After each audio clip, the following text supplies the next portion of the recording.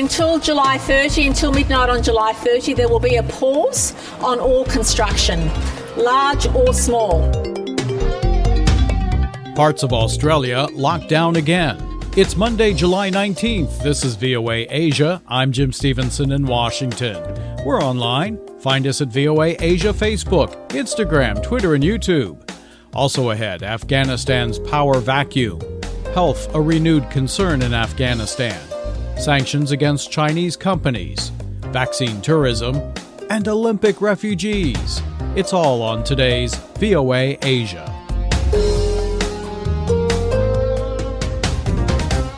Australia's biggest city, Sydney, has ordered a shutdown of building sites and most shops and is banning workers from leaving several COVID-19 hotspots.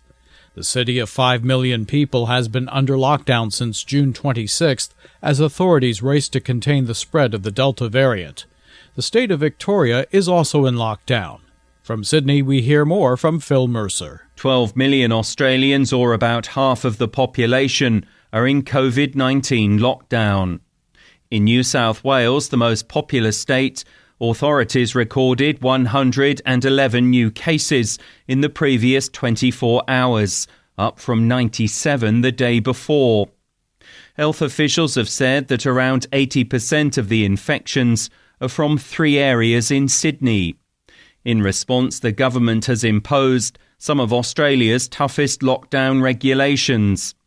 Residents in the Fairfield, Canterbury, Bankstown and Liverpool areas, which have a total population of more than 600,000 people, will be banned from leaving their district for work unless they have jobs in the health or emergency services sectors. Those permitted to leave face compulsory coronavirus tests every 3 days, regardless of symptoms. The lockdown measures are in place until at least July 30. Companies that force staff to go to the office and don't allow them to work from home could be fined $7,400. Stores that can remain open in Sydney include supermarkets, pharmacies and hardware outlets. New South Wales State Premier Gladys Berejiklian says all building work must stop. Now, the next decision was a difficult one. But until July 30, until midnight on July 30, there will be a pause on all construction, large or small.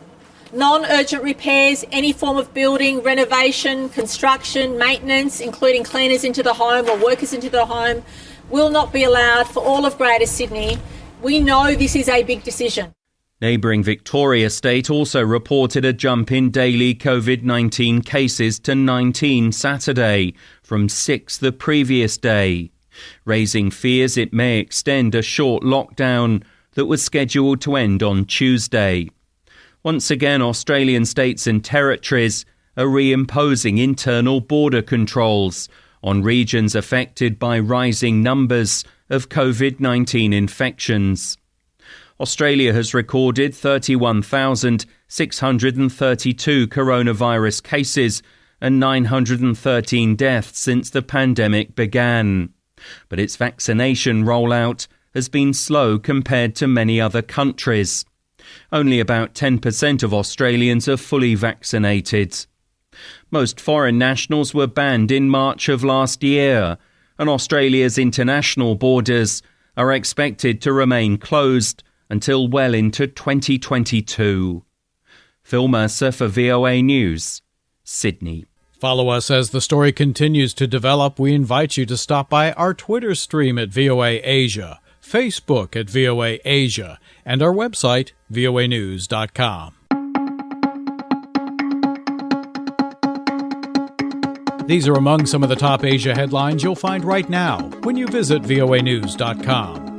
Thai police clash with protesters near Government House. Japan landslide death toll rises to 15. Divers join search for 14 people in flooded tunnel in China. Sydney and Vietnam impose tighter COVID-19 lockdowns. Just in time for Tokyo Games, Olympic items up for auction. Expanded coverage of these stories and much more can be found on Facebook at VOA Asia, Instagram, Twitter, and at the voanews.com website.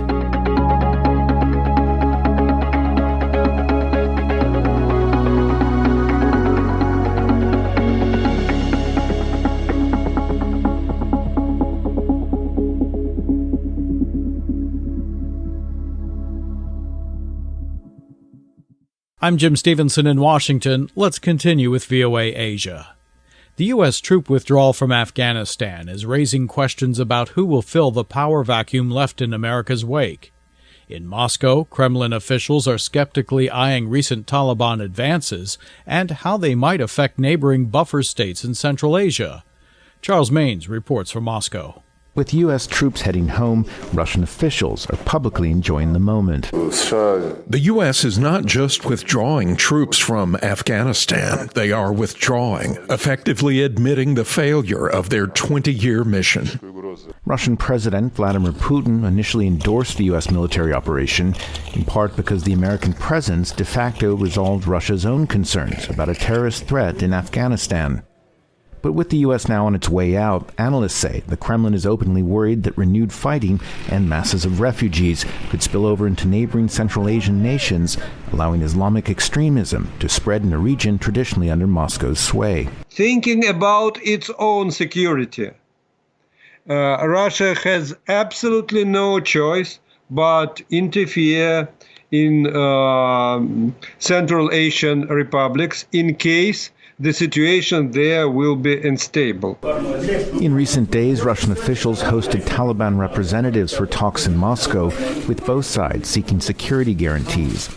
Taliban negotiators claim their fighters now control 85% of Afghan territory, but ruled out attacks on Russian military allies like Tajikistan, with whom Moscow shares a collective security agreement. Yet already several thousand people have streamed across the border amid clashes with Afghan government troops. Okay, maybe Talib leaders are exaggerating when they say that they control 85% of territory. But their deployment on Tajik border is a real fact. They control Tajik border. Meanwhile, political observers at home have been quick to point out the irony of the Kremlin negotiating with a group it officially deems a terrorist organization, even as it cracks down on Russian opposition groups like Alexei Navalny's Anti-Corruption Foundation, and what many see as a similar extremist pretext to ban members from fall parliamentary elections. Navalny and his followers would never be allowed to gather in Moscow. But if you're the Taliban, why not? If that's what the authorities want, it's hypocritical and cynical. Even the Taliban is allowed to do what political opponents of the Kremlin are not. Having fought its own deadly decade-long war in Afghanistan in the 1980s that ended in defeat, few think the Kremlin is eager to engage again militarily. But as the American role in Afghanistan ends, the danger is that spiraling circumstances on the ground could force Russia into entering the void. Charles Maines for VOA News, Moscow. Happening now in Asia, at least 20 people have been killed in landslides triggered by heavy monsoon rains in the Indian city of Mumbai. 2 others were injured after a wall collapsed on several slum houses. The injured were recovering in a hospital. Stay up to date with VOA. You're listening to VOA Asia.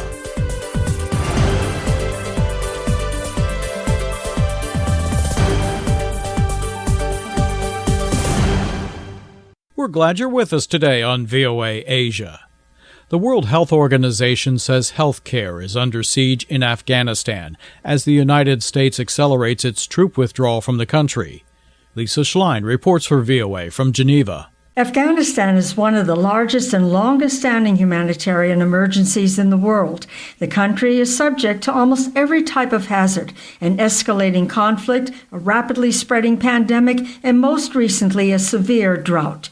The World Health Organization says 18.4 million Afghans need humanitarian assistance, a situation that has serious health consequences.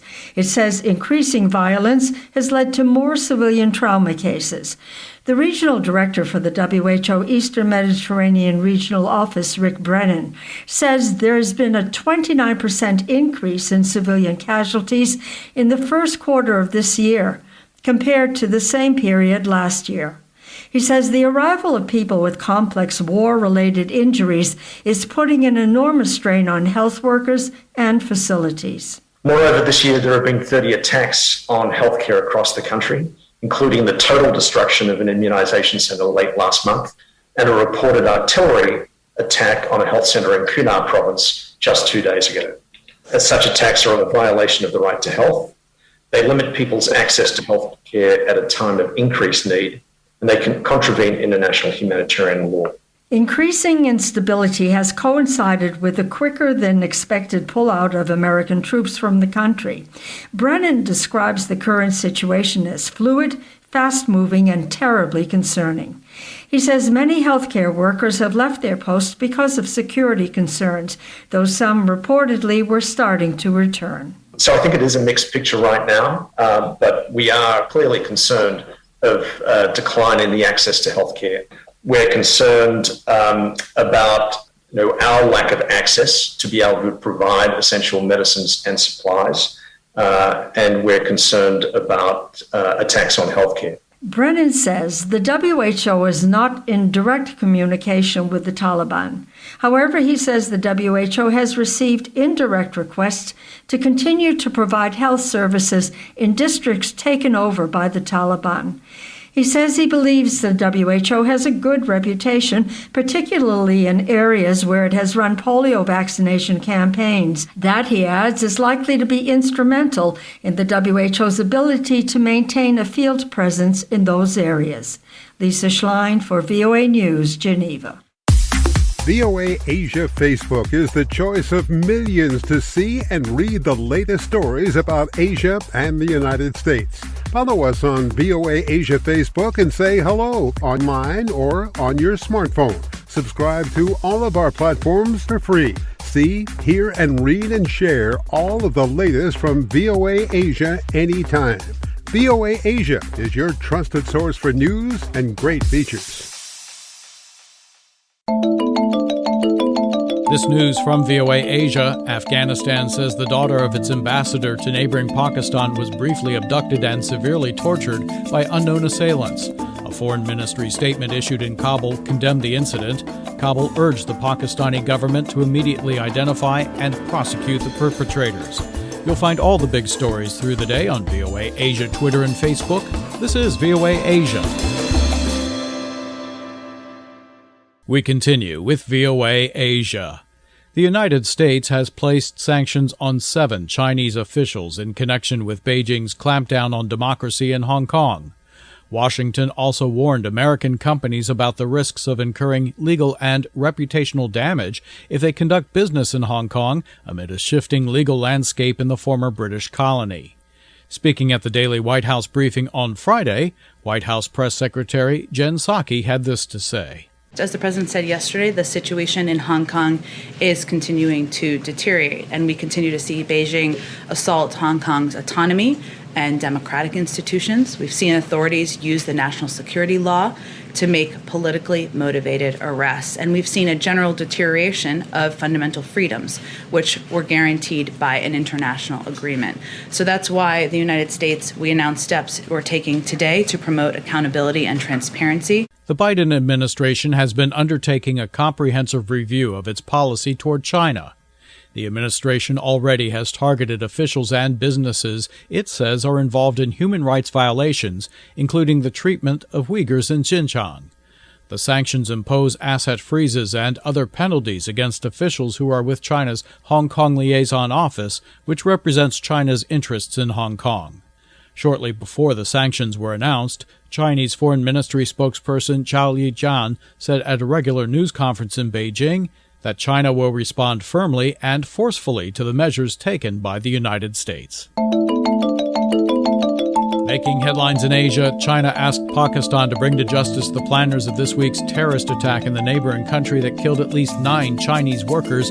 Premier Li Keqiang raised the issue with Pakistani Prime Minister Imran Khan by phone, stressing the need for Pakistan to use all necessary measures to investigate the incident and hold the culprits accountable. Stay up to date with VOA. You're listening to VOA Asia. Now on VOA Asia, global inequality in the distribution of vaccines continues to hamper efforts to end the pandemic worldwide. But for those able to travel to wealthier countries with an abundance of vaccines, they are now willing to travel the distance and bear the high cost of vaccine tourism. VOA's Virginia Gunawan explains. As health workers in the US struggle to give COVID vaccines to Americans who are hesitant or even resistant, others around the world are not only willing to get vaccinated, but making the extra effort to do so. Suli Razak flew halfway around the world from Indonesia. My children go to college here. After some consideration, we decided to get the vaccine in the US while visiting our children. Like many countries around the world, vaccine rollout has struggled to catch up with demand in Indonesia, currently experiencing a spike in COVID cases, including the more infectious Delta variant. So in June, along with her husband and 16-year-old daughter, Suli Razak boarded a 21-hour flight from Jakarta to New York. 2 days later, they got their first Pfizer shot at the local pharmacy in Stroudsburg, Pennsylvania. Before coming here, we've got some information saying that it was easy to get vaccinated. Turns out it was really easy. Meanwhile, Angki Banggaditya, visiting New York City from Jakarta in March, managed to get the one-shot vaccine Johnson & Johnson just a couple days before heading back to Indonesia. The city had opened vaccinations to non-residents as part of attempts to boost tourism. I wasn't sure I was going to immediately get it. I kept having to refresh the page for the appointment. It took 3 to 4 days to get a vaccination appointment. At least 24 U.S. states do not require proof of residency for COVID-19 vaccination. For travel agents in Indonesia, this has become an opportunity to revive their businesses, hit hard by the pandemic. They are offering tour packages to get vaccinated in the U.S. We have more than 30 people lining up. The tour packages range from a $550 deal, a 4-day trip to Hawaii, to the luxurious 52-day cross-country trip costing $3,600. The availability of so many vaccines in the US with a higher efficacy rate than the Chinese-produced vaccines primarily used in Indonesia is one draw for vaccine tourism. The vaccine approved in such countries are like Pfizer, Johnson & Johnson. We don't have those in Indonesia yet. So I thought to myself, why not travel and get vaccinated at the same time? Vaccine tourism also faces ethical concerns regarding access.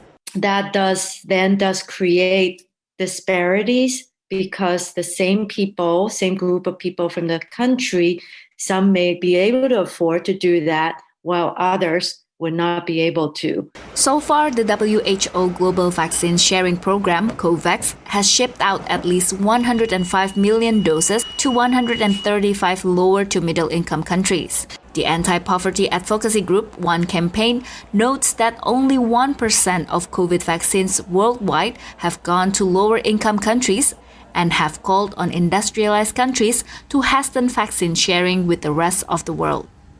In Washington, D.C., Virginia Gunawan, VOA News. The space tourism industry got a major boost aboard a billionaire's rocket ship. Plus, the EU lends Mother Earth a climate-conscious hand, and LeBron James suits up for the big screen. VOA's Arash Arabasadi brings us news from space. Richard Branson, the billionaire founder of Virgin Group, made history as the wealthiest person so far in space.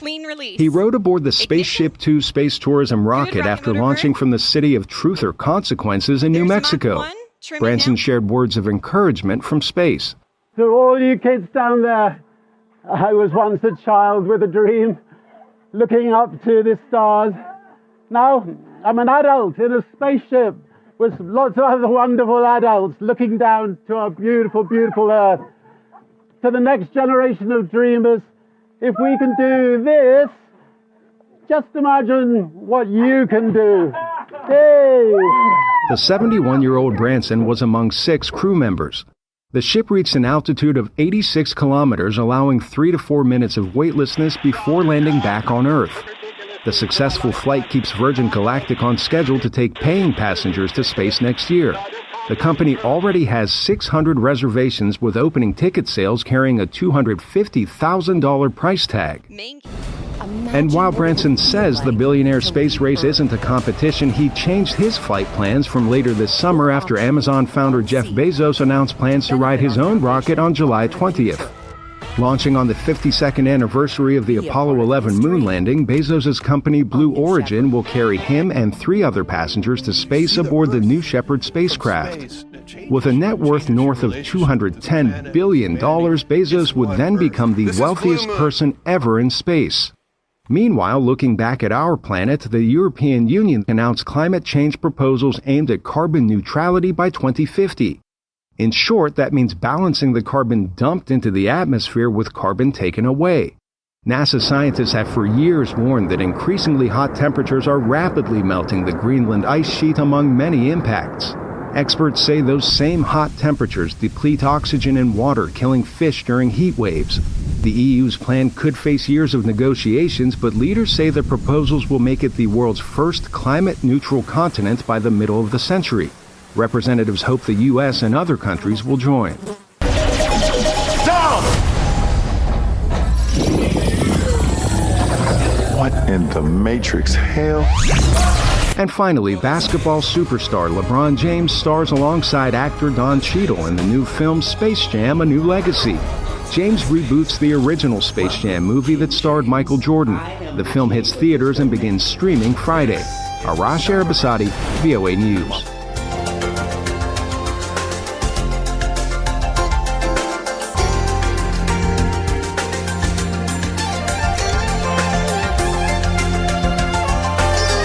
The Tokyo Olympics get underway in less than a week. 29 elite athletes from 11 countries will comprise the International Olympic Committee's Refugee Olympic Team, which will compete at the Summer Games in Tokyo. As VOA's Laurel Bowman reports, it is only the second time in history that a team of refugee athletes will be competing in the Games. These South Sudanese athletes are among the 29 athletes on the Refugee Olympic Team. They'll compete in the Summer Games in Tokyo that open on July 23rd. For the 29 athletes that I'm going to lead, I think we will not miss a medal. We have also Popole for the judo from Brazil. We have this lady from Iran who's already have a medal in the taekwondo. The athletes hail from 11 countries, including Afghanistan, Eritrea, Cameroon, and Iraq. They'll compete in 12 sports, ranging from swimming and boxing to badminton and weightlifting. My expectation to all the refugees athletes is to do their best and also give the message of hope to all the refugees around the world, because they are representing the entire refugee community in the world. The Tokyo team was chosen from refugee athletes currently supported by the International Olympic Committee through a scholarship program. The IOC says it hopes the team will bring attention to the plight of the more than 80 million displaced people worldwide. It's a message to the entire world to make the world aware of the magnitude of this crisis, which is growing every day. And it's also a message that these forcibly displaced people are an enrichment to all our societies. A view shared by the athletes. Showing the world that refugee also can dream, and showing the world that refugees has goals. And even though they survived wars, they still are living their dreams. It's just the second time in history that refugee athletes have competed in the Olympics. The first time was in Rio in 2016. Laurel Bowman, VOA News, Washington. That's our program for today. Thanks for joining us on VOA Asia. Continue online. We're at Twitter, Instagram, YouTube, and of course, Facebook. We also thank our team, our one and only service chief, Diane Gao, Ira Melman, Doug Bernard, Keith Lane, Amy Hybels, and Chris Casquejo. I'm Jim Stevenson. We're in Washington. We hope you have a great day ahead. Be safe. Be well.